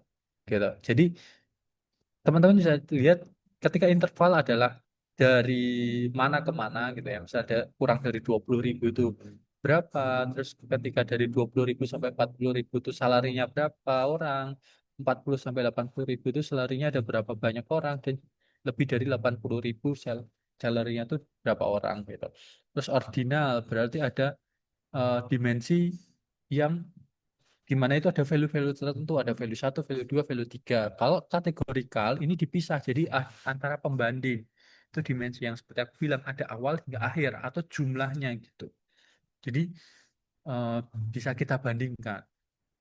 Nah, ini adalah craft your message. Ketiga adalah craft your message, di mana ketika kita ingin menceritakan data harus diolah sedemikian rupa karena untuk memikirkan bagaimana pertanyaan-pertanyaan yang akan timbul dari orang lain atau bahkan dari diri kita yang udah kita siapkan terlebih dahulu dari awal gitu. Jadi kita harus menyusun alur daripada pertanyaan-pertanyaan yang atau alur-alur apa aja sih yang pengen diceritakan gitu. Sebenarnya kan nggak mungkin lah teman-teman cerita tapi loncat-loncat. Nah, itu kan kadang yang dibilangin kayak Timothy Ronald tuh. Orang yang punya IQ tinggi itu nggak mungkin ketika dia mendeskripsikan sesuatu tuh bakalan loncat-loncat atau bahkan nggak teratur. Tapi kalau yang ber-IQ rendah biasanya akan loncat-loncat itu kayak gitu bisa ya. Jadi sama seperti ketika kita membuat visualisasi ataupun data storytelling dan pastinya know your audience atau kalian cari tahu siapa sih audiens teman-teman. Apakah penting nggak nih data ini atau bagaimana cara penyampaiannya? Nggak mungkin dong. Ketika kita menyampaikan ke pemerintah ataupun mungkin ke investor atau mungkin partner bisnis, nggak mungkin cara ngomongnya atau cara deliveringnya sama. Pasti akan ada perbedaan di antara pihak-pihak yang terkait dengan proyek teman-teman gitu. Nah, terus kemudian em, audiensnya tadi harus tahu domainnya tuh apa aja yang teman-teman miliki dan storytelling asetnya itu berdasarkan visualisasinya teman-teman. Jadi visualnya teman-teman tuh harus coba satu-satu gitu. Dan ini harus berdasarkan datanya. Jadi ketika teman-teman memilih visualisasi jangan sampai salah visualisasi apa yang benar terhadap kasus bisnis teman-teman atau data teman-teman miliki gitu. Jangan sampai yang harusnya line chart ternyata teman-teman pakai eh, pie chart gitu. Ternyata jelek banget gitu. Nah, ini jangan sampai. Jadi harus tahu bagaimana teman-teman melakukan data yang bisa divisualisasi. Terus jangan sampai deh kalau misalkan teman-teman udah visualisasi data akhirnya itu nggak didesain ulang. Atau malah biasanya kadang ya udahlah dari Google Colab aku copy paste atau aku save aja di download gitu kan hasil visualnya. Jangan kayak gitu teman-teman. Tapi teman-teman harus simpen data prosesnya dari model tadi yang mau divisualisasikan. Terus kalian desain sendiri gitu. Desain yang sebagus mungkin. Jangan sampai cuman dari proses yang udah kalian download, kalian masukin PPT. Nah, itu sayang banget harus teman-teman apa ya teman-teman lakukan karena itu akan justru ngebuat teman-teman nggak profesional di mata orang lain ataupun rekanan bisnis bahkan investor gitu. Oke, mungkin yang bisa aku sampaikan akhir bahwasannya ketika kita melakukan apa ya atau mendalami data scientist harapannya atau data science kita bisa fundamental data lah ibaratnya dari mulai data engineer sampai visualisasi data itu harus paham karena nggak cuman kalian modeling data nggak cuman kalian menganalisis data tapi harus betul-betul dari domain knowledge teman-teman. Nah, yang bisa aku sampaikan ketika teman-teman mau belajar lebih lanjut cobalah mulai dari awal jangan langsung loncat-loncat dari yang paling mudah hingga yang paling akhir sampai bahkan teman-teman nggak tahu lagi nih mau mikir sampai mana atau mau belajar apa lagi itu udah bingung gitu. Mungkin cukup sekian penyampaian dari aku kurang lebihnya mohon maaf. Nanti teman-teman bisa eh, follow up lagi kalau mau ngobrol-ngobrol tentang ini kita ini ya apa Q&A. Aku kembalikan ke Mbak Rus. Oke, wah luar biasa materinya. Terima kasih banyak ya Mas Chen. Kita tadi udah belajar banyak banget nih Sobat Suhu semuanya ya. Hari ini kita telah belajar bahwa untuk menjadi data science yang benar-benar berdampak di dunia kerja tuh ternyata nggak hanya paham teknis nih, kita juga harus memahami konteks juga seputar bisnisnya, kemudian juga domain knowledge yang kuat dan juga mampu menyampaikan insight dengan storytelling yang tentunya menarik juga dilengkapi dengan visual yang efektif juga ya. Nah, tadi kita juga belajar di berbagai sektor penggunaan data science itu ternyata bisa dipakai di sektor pertanian, urban planning, dan juga masih banyak lagi. Nah, teman-teman yang mau nge-recall materinya tenang aja, nanti untuk record webinar hari ini bakalan kita share di channel YouTube Suhu TV ya. Jadi, teman-teman bisa recall ulang materi bersama Mas Chen hari ini. Nah, kita memasuki sesi tanya jawab nih, Mas Chen. Karena kita ada keterbatasan waktu, mungkin kita batasi 3 penanya dulu ya, Mas Chen. Di sini sudah ada beberapa pertanyaan dari Sobat Suhu nih. Kira-kira Ini langsung dari Mas Jan yang mau bacakan atau seperti apa, Mas Jan? Dari Mbak dulu deh, boleh deh. Oke, boleh ya. Dari Heeh. coba kita scroll dari atas ya. Tadi Soalnya ini tadi punya aku hilang oh, duluan siap yang siap. dari atas. Oke, baik. Kita ambil satu pertanyaan dulu. Hmm, Ini dari Kak Alfa ini, sepertinya masih mahasiswa ya Kak Alfa ya. Seorang data science yang berasal dari background kuliah yang non-IT memiliki nilai lebih jika dapat menghubungkan kedua background itu ya Kak. Coba saya ulang ya Yes. pertanyaannya. Nah, Oh benar, iya, iya. yes benar. Oke, oke. Jadi aku langsung jawab aja, bener banget Boleh. kalau yang dari non IT terus belajar data science gitu ya kan, apalagi teman-teman dari bisnis ataupun teman-teman yang udah punya pemahaman lebih lanjut, itu tuh jauh-jauh lebih powerful teman-teman. Bayangin dulu aku waktu di Kalbe manufacturing gitu kan, bikin AI. Nah, sebelum bikin model AI itu pastinya aku analisis dulu permasalahan bisnisnya itu seperti apa. Nah, dari situ aku harus paham fisika, harus paham kimia, bahkan teknik mesin gitu ya kan. Fisikanya juga harus tahu. Nah, kalau teman-teman yang udah punya ilmu tersebut, otomatis justru lebih cepat dan juga pemahaman mendalamnya itu lebih bagus gitu. Karena udah bertahun-tahun belajar materinya. Jadi ketika tinggal mengkombinasikan antara keilmuan teman-teman dan juga ilmuwan tambahan, ya udah jadi lebih powerful. Dan itu aku bahkan bisa bilang kalau teman-teman IT kalau misalkan nggak punya domain knowledge sendiri terus cuma belajar algoritma ataupun pengaplikasiannya, ya bakalan kegerus sama teman-teman yang udah punya basic domain knowledge sendiri gitu, terus belajar pemrograman itu patut disayangkan. Jadi harus punya minat dulu keilmuan selain cuma ngoding, ataupun kalau ngoding ya, ya kamu udah bener-bener bisa ngoding yang luar biasa karena bakalan kalah sama AI gitu kan. Ya kita cuman copy paste aja udah gampang gitu. Jadi pemahaman lebih mendalamnya terkait dengan program itu harus ditekankan. Gitu sih. Ya, berarti harus punya pemahaman yang baik juga ya untuk Hmm, menulis seputar ini ya. Siap, semoga kebantu ya. Kak Alfa, untuk pertanyaannya kita lanjut. Di sini sudah ada yang raise hand nih. Mas Jen, di sini boleh. ada Kak Awaludin dari Makassar. Kita coba. Silakan Kak Awaludin, selamat sore. Ya, selamat sore Mbak. Izin ini ingin bertanya Kak, apakah suara saya terdengar dengan jelas Kak? Aman-aman. Ya, kebetulan saya seorang mahasiswa dari rumpun ilmu humaniora nih Kak, yang sebenarnya ingin belajar data science karena saya lihat bahwa data science ini sangat dibutuhkan di dunia kerja nih Kak. Saya sangat penasaran, saya sudah memperhatikan materi Kak dari tadi, saya melihat bahwa kita memang harus mengetahui segala hal tentang data suatu objek, misal itu Hmm, pertanian, maka kita harus mengetahui segala hal data mengenai pertanian itu sendiri, Kak. Namun saya ini orangnya perfeksionis nih, Kak. Terkadang saya menganggap bahwa sudah eh, saya tidak mudah puas tentang segala hal yang saya sudah hmm. ketahui tentang misal pertanian. Nah, gimana nih, Kak? Soalnya cara untuk mengetahui bahwa kita sebenarnya telah mengetahui semua data tentang misal pertanian itu sendiri Kak. Sementara saya orangnya perfeksionis yang sebenarnya saya masih ragu apakah memang saya ini mengetahui segala datanya atau gimana, apa yang harus saya lakukan gitu Kak. Atau apakah ada indikator dasar yang Hmm. menjadi tujuan atau menjadi dasar bahwa memang kita sudah mengetahui segala hal tentang misal itu pertanian dan berbagai macam ilmu itu Kak. Jadi mungkin itu, terima kasih. Oke. Ini yang paling ngebantu terkait dengan teman-teman kalau misalkan perfeksionis gitu. Yang biasanya aku juga punya beberapa teman yang cukup perfeksionis gitu. Nah, yang perlu dilakukan adalah ketika apalagi masih tahap belajar itu adalah kita memaksimalkan menggunakan paper gitu. Karena ketika kita menemukan sebuah paper ataupun apa namanya jurnal-jurnal ilmiah atau makalah-makalah ilmiah lainnya, itu kita punya batasan-batasan tertentu dalam permasalahan gitu.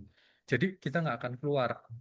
Sehingga ketika kita menemukan sebuah problem, terus kita mencoba mengkomparasikan dengan hasil riset paper yang sudah dilakukan oleh orang-orang terdahulu, riset-riset terdahulunya itu kita paparkan. Apakah paper A, paper B, paper C ini punya kemiripan yang sama, atau mungkin dari paper A ada penambahan di paper B, dan di paper B ada penambahan di paper C.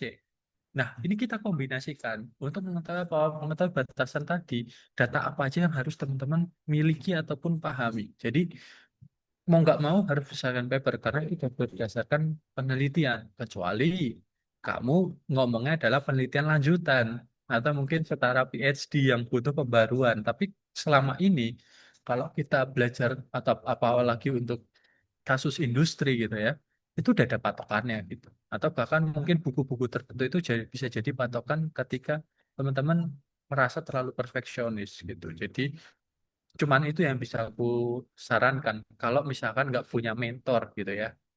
Itu Awaludin. Semoga menjawab. Oh iya Kak, sudah menjawab. Terima kasih sebelumnya Kak.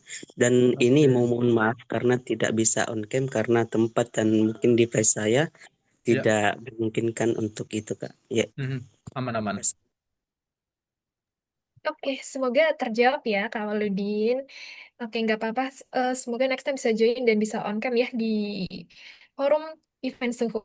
Oke, Mas Jan, kita satu kali lagi kali ya. Kita ambil satu Mhm. pertanyaan dari Sobat Suhu yang sudah masuk.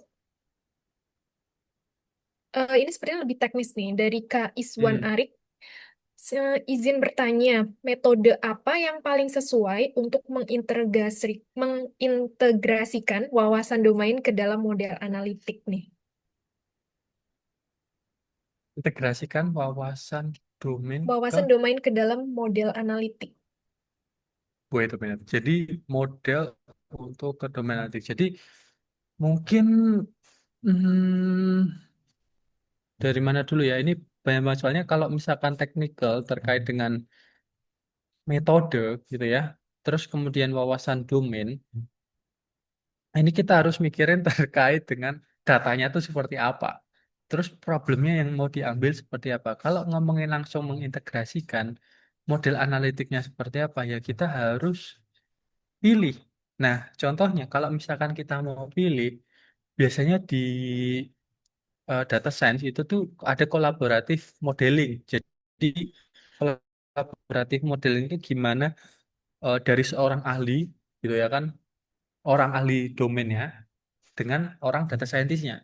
Itu collaborative modeling. Terus kemudian bisa pakai feature apa ya? Feature engineering. Nah, feature engineering ini untuk mengetahui terkait dengan data mentahnya bisa kita lakukan jadi sebuah insight gitu. Itu yang biasanya dilakukan.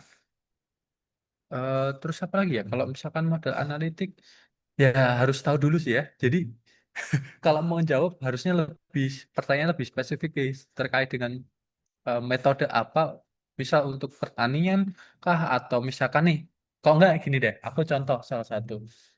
Dulu pernah satu proyek terkait dengan perencanaan penangkapan ikan atau penjualan ikan.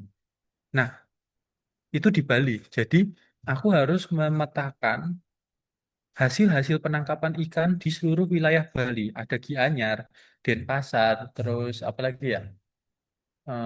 Sanur, Nusa Dua dan lain sebagainya itu ada banyak banget. Nah, di setiap daerah tersebut itu punya data terkait dengan hmm, data-data penangkapan ikannya berapa banyak, terus apa namanya jenis-jenis ikannya, terus waktu penangkapannya itu ada semuanya. Terus kemudian yang dilakukan adalah gimana sih korelasi kalau aku di Denpasar mau punya apa namanya mau punya restoran restoran seafood gitu kan, terus aku harus ambil ambil apa namanya ambil stoknya itu dari mana aja. Nggak mungkin aku harus dari Denpasar terus, aku harus cari dari daerah lain karena nggak setiap saat Denpasar itu menghasilkan ikan yang sesuai dengan kebutuhan kebutuhan apa masyarakatku atau ibaratnya customerku. Nah, dari situ aku menganalisis, oh ternyata di bulan Januari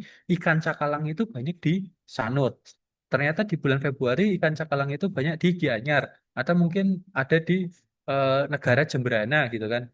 Nah, itu harus dilakukan analisis. Nah, pakai apa? Ada yang namanya a priori. Nah, itu adalah salah satu metode analitik yang aku terapkan untuk memasukkan domain knowledge tersebut gitu. Jadi, A priori ini adalah metode untuk menyelaraskan terhadap satu ikan dengan ikan yang lain ketika di bulan tertentu. Jadi ibaratnya market based analysis kalau teman-teman tahu. Pernah dengar nggak ya? Mungkin market based analysis. Jadi ketika teman-teman, contohnya adalah teman-teman mau ke warung gitu ya kan, beli rokok.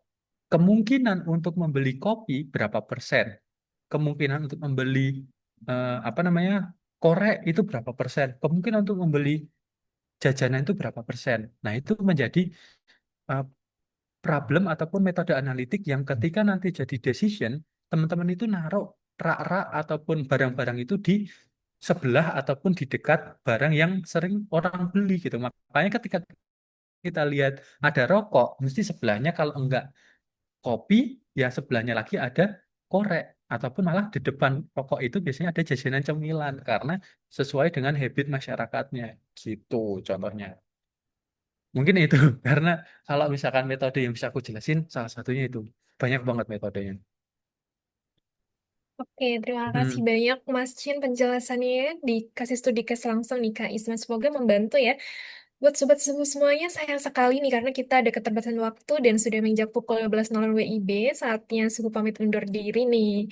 Tapi tenang aja, next time kita bisa adain materi lain untuk data science atau materi seputar data lainnya dan tentunya bisa dibersama lagi dengan Mas Chen ya Mas ya, Yo, di atau mungkin event-event bisa selanjutnya. di-follow di IG ku juga ya, Mbak. Kalau mau Oke, kepo ya. boleh di-follow juga sosial media atau akun Instagram Mas Chen ada di flyer. Sudah di-tag di Yes, flyer di publikasi yang flyer sudah ada kami post biasanya. di Instagram @katasuhu kita ya teman-teman. Baik, terima kasih banyak Mas Chen atas waktunya. Semoga ilmu yang disampaikan bisa bermanfaat untuk sobat suhu yang hadir di webinar kita hari ini. Baik teman-teman semuanya, izin reminder ya untuk sobat suhu yang sudah hadir dan join dari awal sampai akhir, jangan lupa untuk mengisi form feedback. Sebagai syarat untuk mendapatkan e-sertifikat ya teman-teman, untuk form feedbacknya sudah kami share di kolom chat Zoom. Untuk batas maksimal pengisian kami tunggu sampai malam ini pukul 24.00 WIB. Dan juga jangan lupa ikutin kuisnya. Kuis ini akan berhadiah merchandise menarik dari Suhu dan kami akan undi 2 orang pemenang beruntung yang berkesempatan untuk mendapatkan merchandise menarik dari Suhu. Dan untuk informasi pemenang kuis nanti akan kami publikasi di Instagram @katasuhu kita ya teman-teman. Baik, sebelum kita closing nih, dari saya mau ada sedikit menyampaikan informasi di next webinar ada apa lagi sih Kak? Nah, biasanya tiap bulannya pasti Suhu sering mengadakan webinar dan selain webinar hari ini, kita nanti akan ada webinar lainnya juga ya teman-teman. Nah, oke, selanjutnya paparannya sudah terlihat ya, teman-teman. Buat yang belum, sekali lagi mengingatkan untuk yang belum mengisi form feedback sebagai syarat untuk mendapatkan e-sertifikat, bisa di screen capture di paparan atau di slide-nya. Nah, nanti bisa diisi after event ini ya, semisal yang masih belum mengisi. Baik, langsung saja untuk informasi perkenalan suhu. Tadi di awal sudah saya jelaskan secara singkat ya. Mungkin di sini juga ada beberapa yang baru join atau di tengah-tengah baru sempat join. Kami Suhu atau Suhu Professional Training and Consulting merupakan lembaga training dan juga konsultan IT yang berkantor pusat di Yogyakarta dan kami juga memiliki kantor representatif bisnis di daerah Jakarta Selatan. Seperti itu ya, teman-teman. Untuk layanan utama kami, yang pertama ada pelatihan dan sertifikasi sebagai solusi peningkatan kompetensi SDM melalui pelatihan dengan materi hard skill dan soft skill untuk mendukung tugas dalam organisasi. Kemudian kami juga ada jasa konsultan TIK sebagai solusi implementasi teknologi informasi terkini untuk menjawab kebutuhan organisasi dalam rangka peningkatan pelayanan publik. Dan yang terakhir, kami juga ada event spesialis sebagai solusi penyelenggaraan kegiatan organisasi dengan fokus pada hasil dan didukung penyelenggaraan secara profesional tentunya. Nah, kemudian untuk pelatihan yang ada di kami ya, di sini seperti ada yang di paparan, sebenarnya lebih banyak dari yang ada di slide ya. Teman-teman bisa kepoin juga di website kami yaitu di suhu.co.id ya. Di antaranya ada pelatihan mengenai IT Management, IT Security Training, Development Training, Mobile Application Development Training, dan masih banyak lagi. Dan untuk versi lebih lengkapnya, teman-teman bisa cek di website kami yaitu di suhu.co.id. Nah, selain pelatihan dan sertifikasi IT, kami juga ada pelatihan SDM ya, Sobat Suku. Untuk pelatihan SDM, diantaranya materinya mengenai pelatihan SDM, personal dan team development, kemudian special skill development, public relation atau PR, office aplikasi, perkantoran dan multimedia, serta yang terakhir ada pelatihan keuangan, audit, dan juga perpajakan ya. Dan sama untuk informasi lebih lengkap mengenai materi-materi ini, teman-teman bisa kepoin di website kami yaitu di suhu.co.id. Kemudian untuk pelatihan-pelatihan yang sekiranya berhubungan dengan materi ini juga ada ya. Di sini juga di paparan sudah lengkap juga untuk corporate training kami. Ada materi tentang IT, SDM, dan specific training, serta sertifikasi BNSP. Jadi silakan yang saat ini sedang mencari lembaga training untuk materi-materi yang sekiranya juga berhubungan dengan kebutuhan peningkatan soft skill atau hard skill Sobat Suhu semua. Di Suhu ada beberapa jenis training yang bisa diikuti ya.